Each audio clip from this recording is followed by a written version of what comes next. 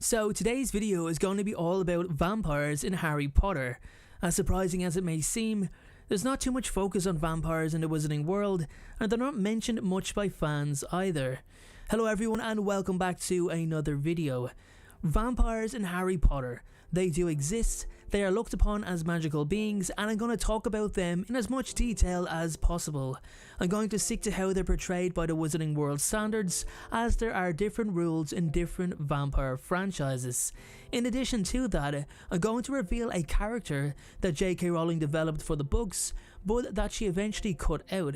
So if you want to find out who that is, then keep watching. Welcome back guys. So vampires in Harry Potter, vampires in the Wizarding worlds to be more accurate. What is it all about? Well, let's start with something big, something quite surprising, and that's the fact they are not immortal. They have a lifespan and eventually die.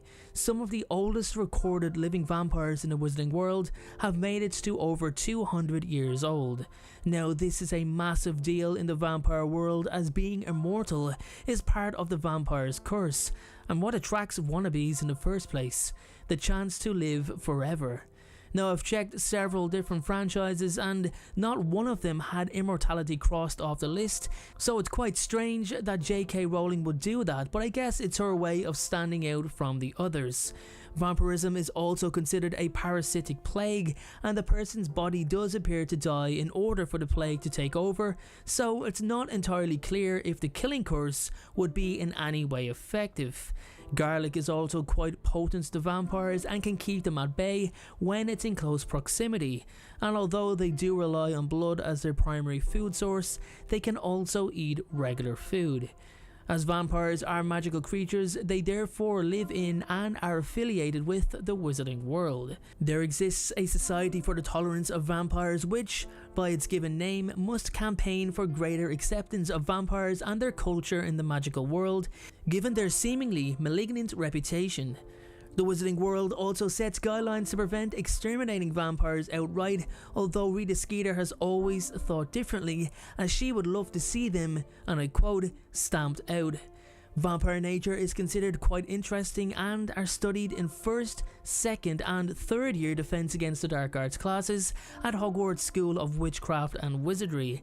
This is because vampires, along with similar undead beings such as Inferi, are considered dark creatures due to their highly parasitic and dangerous natures.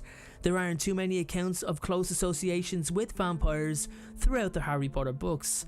Gilderoy Lockhart wrote a book entitled Voyages with Vampires, where he claimed to have been able to force vampires to eat nothing but lettuce, which would in fact end up killing them. Not that he'd care anyway, and the book was probably a huge lie. There were also vampire hunters in the Wizarding world. During the 1994 Quidditch World Cup, a wizard who was trying to impress some Vila claimed to be a vampire hunter and boasted about killing over 90 vampires.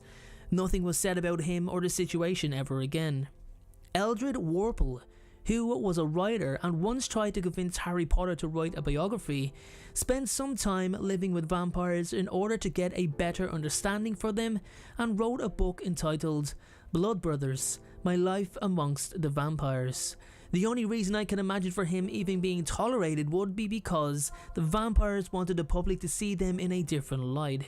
Warple actually befriended a vampire named Sanguini and brought him along to Slughorn's Christmas party. Sanguini was rather calm and seemed to have a level-headed attitude to everything. He grew bored rather easily and did have a fondness for attractive women. Whether that was to feast on them or just to enjoy their company was not entirely clear. J.K. Rowling has stated that she didn't include vampires more frequently in Harry Potter because she didn't want to touch the already perfected craft of their story. There was nothing she could add to, nor did she want to, especially as she drew inspiration from British folklore, while vampires were more Eastern European folklore. I've always had a massive interest in vampires and the many franchises that come along with them. So who's the mystery character? Well, JK had always planned to include a vampire in the books from the get-go. She's acknowledged their existence judging from Sanguini's appearance in The Half-Blood Prince, but a certain vampire who went by the name of Trokar was to appear as a teacher from the beginning of the story, right back to the Philosopher's Stone. Now, Trokar was actually created very early on, even before Severus Snape. He was a teacher in Hogwarts and supposed to have constant run-ins with Harry, not taking a liking to the boy who lived at all. He was even to become an adversary for Harry as time went on, which makes this character seem quite interesting. However, because vampire mythology was so well developed and open, there wasn't much JK felt she could add to the character that wouldn't contradict the vampire stereotype consistently represented in literature and film. She took the name Trokar from the medical instrument of the same name. In medicine, a trocar is a sharply pointed shaft inserted into the arteries or cavities to extract bodily fluids, so obviously with it functioning the same way as a vampire does when feeding, she felt it was quite a fitting name. The point of having a vampire as a teacher could have been most likely to see his struggles dealing with feeding, whether craving human blood was an issue being around so many students, and it would also be interesting to see the ministry's take on having what they believe to be a dangerous breed teach at the school. However, I don't think we lost out too much in that degree, as Remus Lupin does fill this void very effectively in terms of suffering prejudice for a condition he can't help. Anyway guys, that is my video on vampires in Harry Potter and the secret character Trokar. Let me know what you think of Trokar in the comment section below. Would you have liked to see Trokar actually be developed into a character? Let me know. Thanks again for watching, and I'll see you all in the very next video.